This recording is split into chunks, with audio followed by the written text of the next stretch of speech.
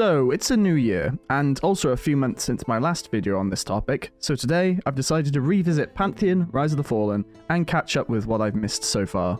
Taking this time away has helped me not feel burnt out on Pantheon, which I feel is the natural process of waiting for any in-development game. But today, by taking a firm grasp on the words Pantheon Patient, I set about looking at some of the recent developments from the Pantheon scene. And by reviewing them, we'll get to see whether or not we got some diamonds, content beans, or simply some further elements to digest whilst the game is in development. With that being said, let's dive into today's video, and I hope to hear your comments down below. And what better way to start off a new year, but with a year in review? Whilst being released in mid-November of last year, its importance shouldn't be underestimated. Not only did the team provide a recap of many developments across the year for those who may not keep firmly up to date with the development process, but we also got a good opportunity to see the personalities behind the game talk at length.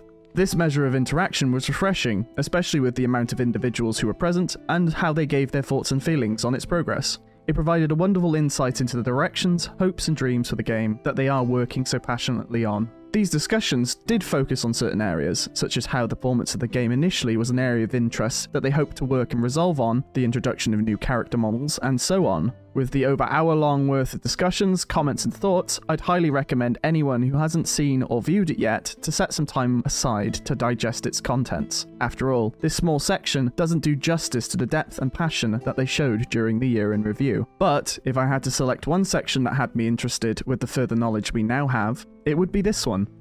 Okay, so from Bronson, for Adam, what new zones are the environmental artists currently working on?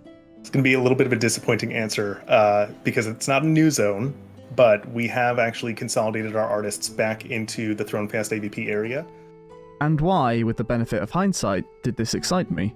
Well, we had a double whammy of gameplay footage, not only from the Visionary Realms team themselves, but that Cohhcarnage was provided the opportunity to stream a live, uncurated experience during one of the pre-alpha test sessions. Both of these streams provided a different experience to those watching, so it is worthwhile to compare and contrast between the two. But we start with the Cohhcarnage stream, which was a great opportunity to see a first-hand experience of the game without being through the hands of a development team, and that of a potential player, although there may have been one or two minor hiccups along the way. Run! Flee!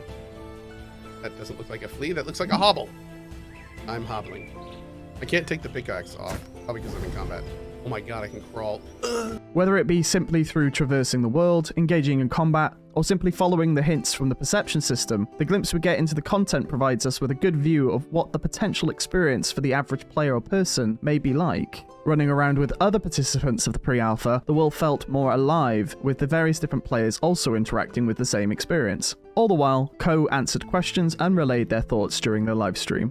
The ability to share this footage in a live environment, combined with their interest in the game, made for a worthwhile experience. The stream, after all, could be for the first time that many have seen the game in any sort of live setting. The raw experience in this pre-alpha state could put some people off the game, but it is an important step in providing evidence of the development process, and it is also a confirmation that the game is both playable and enjoyable, even to those outside the development team. But speaking of the development team, they also provided us with a stream of their own, with a select crew venturing into the depths of the Goblin caves, with a further glimpses of gameplay in a different style to that of Co's.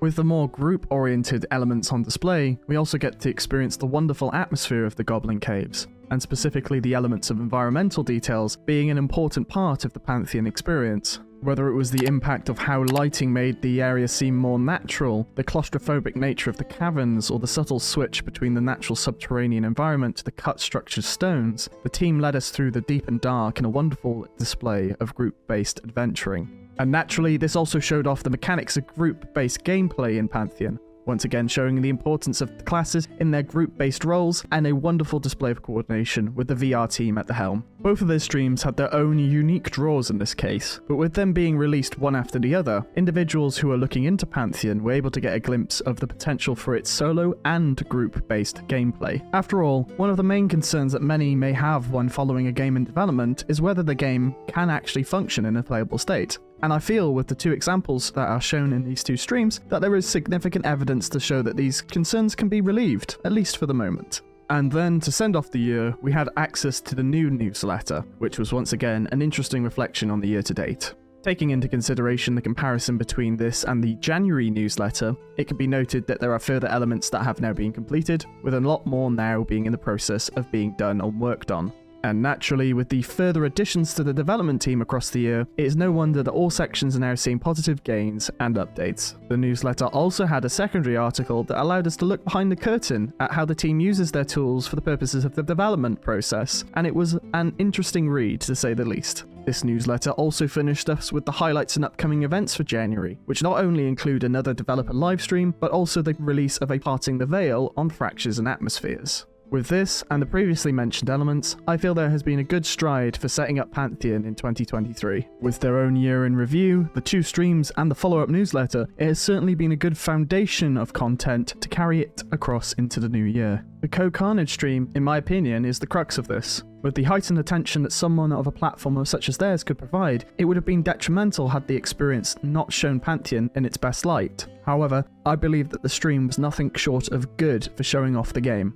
And whilst this is a slow and steady process of development, and one can at times feel like the end is never in sight, the feeling of imminence that is often quoted now feels more prevalent than ever. Whilst I won't put down my own thoughts about whether or not we are going to see major development steps, such as the release of an alpha at this stage, I am certainly optimistic for the year ahead, and I wish Visionary Realms the very best in the new year to come. But that is it for today's video. Have you been keeping your eye on Pantheon? What is your take on the recent content? Let me know in the comments down below. Thank you for taking the time to watch this video. If you have enjoyed the content today, please feel free to like and subscribe to my channel for more future Pantheon and MMO related content. But once again, take care, and I hope to see you again next time.